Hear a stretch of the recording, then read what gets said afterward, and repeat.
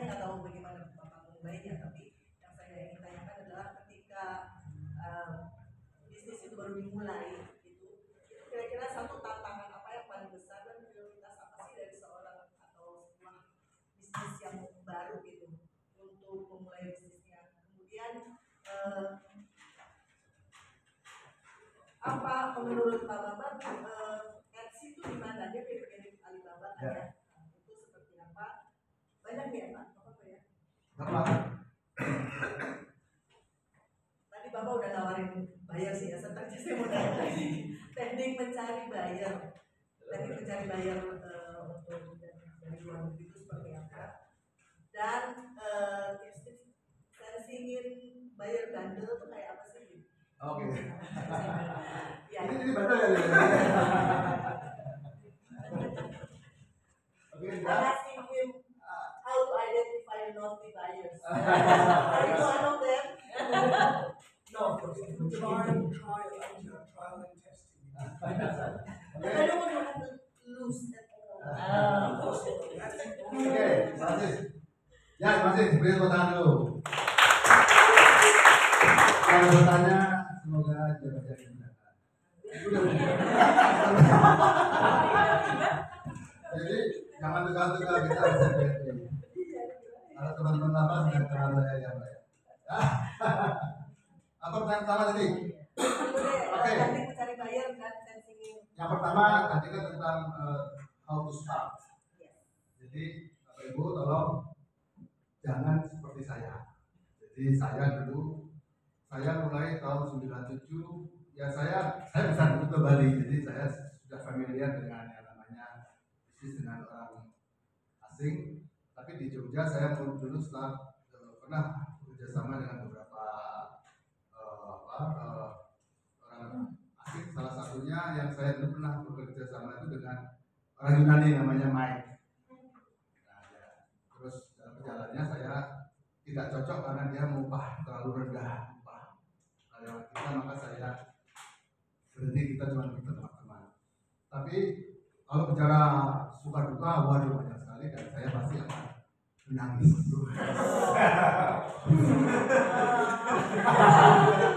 He knows better about me.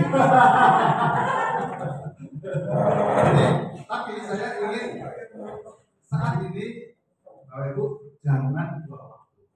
Ya, kalau saya kan makan waktu sampai 30 tahun. Ya, kebetulan saya juga coach dari Kementerian Perindustrian dan Perdagangan. Saya coach dari LPEC, tahu kan programnya CBI. Aku siap ekspor, siapa yang ikut aku siap ekspor? Jadi ketika mau berangkat bisnis ada yang namanya SWOT analysis. Tahu kan SWOT analysis? Sederhananya saya sering menggambarkan secara sederhana apa sih SWOT analysis? Tentunya kan strength, kekuatan kita apa, kelemahan kita apa, opportunity yang ada di depan kita apa, lalu halangan yang ada di depan kita apa. Paling gampang sebenarnya Bapak Ibu, kalau bisa punya mirror cermin agak gede di dalam cermin, bercerminlah. Walaupun jelek memang apa, it's not a matter how ugly they are. Bukan masalah kita ganteng atau tidak. Makanya bertanyalah pada diri sendiri, kekuatan kelebihanku itu apa? Oh, saya pintar bahasa Inggris. Oh, saya pintar punya akun digital. Ya, kalau Tinder jangan disebutkan. Ya. saya pintar menganyam. Oh, saya pintar. Oh, tetangga saya punya pabrik ini dijual. Ya, jadi tidak hanya diri kita, tetangga saya. Oh, saya lulusan dari ilmu yang saya miliki ini adalah bagian dari kekuatan. Terus kalau kemudian kan kita lihat kelemahan kita apa? Wah, saya nggak bisa bahasa Inggris. Oke, itu kan kelemahan kita. Maka apa yang harus dilakukan? Belajar bahasa Inggris. Masih tidak bisa belajar bahasa Inggris? Carilah mitra berbahasa Inggris, carilah tim dalam perusahaan kita yang mampu berbahasa Inggris. Itu, oh saya nggak ngerti internet. Sangat mudah dipelajari sekarang namanya internet. Mau bicara website, oh saya nggak punya website. Ada asosiasi-asosiasi yang bisa dinaungi untuk belajar. Ada Aswindo, ada Himki, ada Perkubi. Kalau dari Perkubi ada, itu saya teman dari Perkubi, perkumpulan pengusaha bambu. Saya owner disebut Dewan Pakar yang di sana. Pakar tanaman. Oke, terus kemudian weakness, strength, opportunity-nya apa? Zaman sekarang sangat besar potensi kita untuk ekspor. Yang tadi sudah saya sampaikan selama 1 jam tadi adalah potensi-potensi hambatan, risiko ada di depan kita. Lalu kemudian hambatannya apa? Itu satu. Oke, jadi sebelum langkah pahami dulu kekuatannya apa. Jangan menjual sesuatu yang we don't know how-nya. Yang kita tidak tahu apa sih seluk-beluknya. Ketika kita menjual, salah satu sukses menjualnya adalah kita tahu apa yang kita jual. Ketika kita ditanya apa barang ini kalkulasinya berapa, misalnya, hey man, what is the FOB price? Bahkan FOB price, FOB. Kalau nggak tahu, bayarnya kalau fuck you man. Lu FOB lo saya nggak bilang FU lo.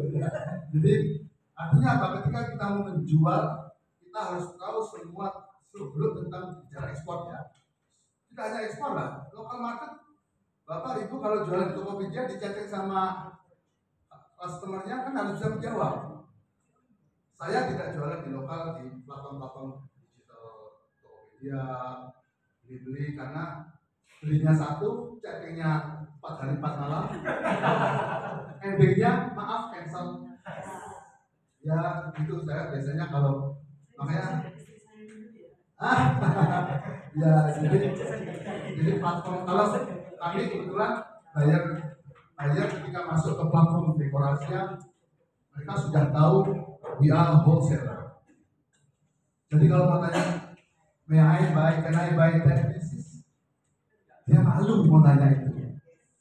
Tapi jangan terus dijawab, hey man, you don't sell for 10 pieces, no. Oh, you're welcome, please, there's no problem, we have no minimum order. Ketika orang menanya 1 biji pun kita layani, 2 biji kita layani, tinggal nanti dihitungkan. Ini loh, kalau Anda beli 1 biji, 2 biji, shipping cost-nya ini. Waduh, jangan bilang tidak, karena kemungkinan besar dia tidak ada lebih juga. Tapi kalau kita bicara Etsy, ada tanya Etsy tadi ya, kalau Bapak Ibu punya barang yang kecil, yang ringan, yang ringkas, contohnya apa? Chopstick. Ya, chopstick atau kopiah misalnya kalau menjual Arab atau tenun baju tenun, sarung pantai. Jangan salah, di Etsy Anda harus menjual handicraft. Kalau kita di Etsy menjual barang-barang dari Cina, account kita akan di-block, account kita akan di-ban. Banyak akun-akun Etsy yang sudah jutaan dolar berhasil menjual. Begitu dia posting barang dari Cina yang mass production, dia langsung di-ban. Dia tidak bisa menjual, sangat strict. Jadi ketika orang mau masuk ke Etsy, mereka sangat menghargai craftsmanship. Mereka sangat menghargai yang namanya seni handicraft. Makanya teman-teman kita siapa punya kemampuan untuk menenun apa itu namanya anyam ya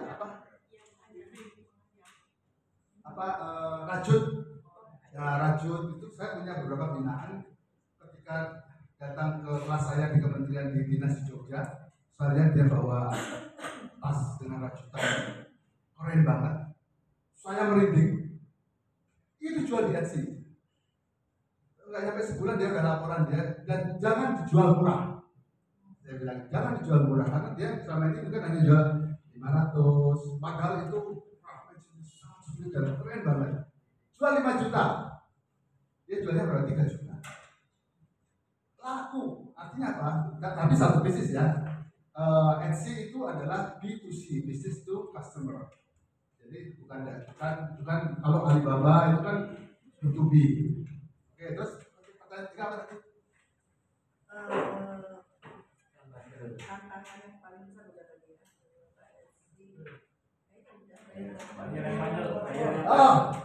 Kita bicara fraud. Ya, we are talking about fraud, about bayar yang kalau saya sudah punya insting itu, saya masuk ke Alibaba atau masuk mana platformnya, salah satu yang harus dipahami, hati-hati ketika kalau di Alibaba dia sudah punya mesin filter bahwa ini kemungkinan besar ini scam. Makanya di Alibaba, ketika Bapak Ibu besok di Alibaba, ketika ada permintaan, boleh nggak kalau kita komunikasi, kirim quotation ke alamat email saya atau ke nomor handphone saya, apa yang akan terjadi? Sebenarnya dia menghindari mesin filternya Alibaba atau platform-platform lain. Nah, yang terjadi apa? Ketika Bapak Ibu chatting sama dia, yang terjadi dia akan kirim quotation, inquiry. Salah satu inquiry kirim adalah attachment. Kalau email dia kirim attachment. Attachmentnya itu sebenarnya adalah malware atau trojan virus. Itu satu. Kalau itu bicara penyebaran hacker. Nah, yang saya ingin juga sampaikan bagaimana praktek fraud yang mungkin belum pada paham. Jangan salah kalau Bapak Ibu terima inquiry dalam jumlah yang sangat besar. Jualannya apa misalkan? Itu jualan apa? Produk dari laminasi tamu, kalau furniture. Oke, furniture. Ordernya berapa? Saya minta 20 kontainer sebulan. Ya, wah biasanya teman-teman UKM itu sudah, kalau orang Jawa bilang apa? Banyaki. Udah joget-joget dulu.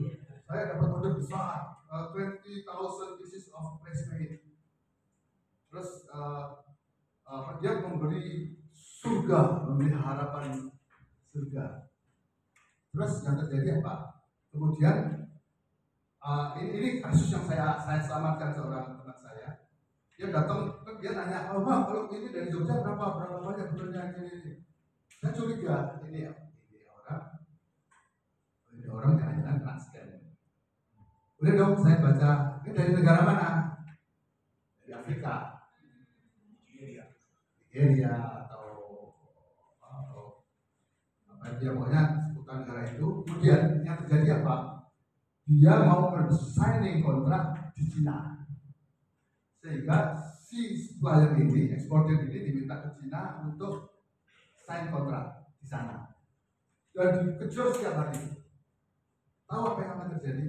Kalau sampai di Cina dia terbang, dia akan dikurung di hotel dan akan disandra. Keluarganya di sini harus transfer ke sana. Dan kalau tidak ditransfer, mati dia. That's true. Bahkan di dunia lain sekarang, anak-anak kecil di Facebook, anak-anak SMA itu ditawari Mesir ke satu negara, udah gratis, kamu cukup ongkos transportnya aja. Sampai sini kami akan biayai gratis. Tapi yang terjadi apa? Sampai negaranya, orang tuanya yang tidak punya uang sama sekali, tidak bisa nebus, pasti dibunuh. Itu satu. Yang lain lagi ada lagi modus operandi ketika Bapak Ibu terima order, woi saya kontrak nih, keren banget dapat order sekian puluh miliar. Oke, DP saya 2 miliar ya, DP-nya 2 miliar, saya transfer, dia kirim di transfer fake, nggak masuk akunnya. Terus yang terjadi apa? Wah ternyata transfermu terlalu besar, sehingga oleh bahasanya dia oleh authority perbankan di negaranya ini di-ban, di-block. Untuk bisa merilis transfer ini kita harus membayar certain amount of money. Kalau tadi 2M, kalau usah banyak-banyak, itu transfer 100 juta aja. Maka dia transfer 1 juta. Waalaikumsalam warahmatullahi wabarakatuh. Setelah ditransfer, maka kabut, maka selesailah. Ya tinggal kita berdoa tiap hari, siapa tahu pokoknya kembali. modus operandi yang lain. Terus modus operandi yang lain lagi ya, sebenarnya banyak yang termasuk hacker yang jebol masuk ke Trojan tadi, Trojan masuk ke email kita. Saya mengalami beberapa kali komputer karyawan saya dihack, klik itu, sehingga dia ganti, terutama bayar baru biasanya kan dia mau tahu account number kita. Kalau bayar lama sudah selesai account number kita, dia nggak ganti. Nah terjadi apa? Ini kok bayarnya duitnya nggak masuk. Oh sudah, ternyata apa? Ketika kami email ke buyer, itu disaring dulu oleh hackernya. Kalau aman, diteruskan ke buyernya. Sebenarnya kita ini cetak-cetak email-emailan itu dengan hacker. Hackernya email-emailan dengan buyer kita. Jadi di antara buyer dan itu ada ini. Akhirnya kan mau tidak mau saya telepon. Ya, we send already to your bank account. Mana emailnya? Dia kirim email kita dan dia terima email dari email kita bahwa nomor rekeningnya ganti ini karena ada masalah. Gitu ya. Dan ada satu account 3 buyer tidak berhasil saya selamatkan, tapi sama-sama sadar bahwa kita semua dikerjain. Akhirnya kita 50-50. Dia mengganti setengah, saya rugi setengah. Sampai detik ini pun kita masih berhubungan baik. Nah ini hati-hati ketika ya itu sudah sering nih di Facebook, di WhatsApp sering ada pengumuman hati-hati kalau buka surat undangan segala macam. Apa namanya NPK ya, APK gitu. Ya, oke Bu. Ada lagi? Masih ada 7 jam waktu kita. Oke, silakan Mas.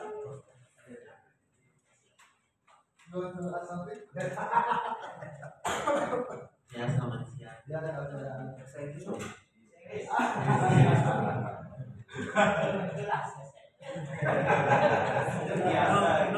No bahasa itu. Perkenalkan saya Asep dari Pangandaran Pak. Dari Perkubi oke. Oh, itu ya. Jadi Pak Bambang ini ya idola saya. Artisnya beliau itu artis. Akhirnya saya ketemu sama beliau. Oh, gitu. Nanti fotonya. Boleh banyak. Oke.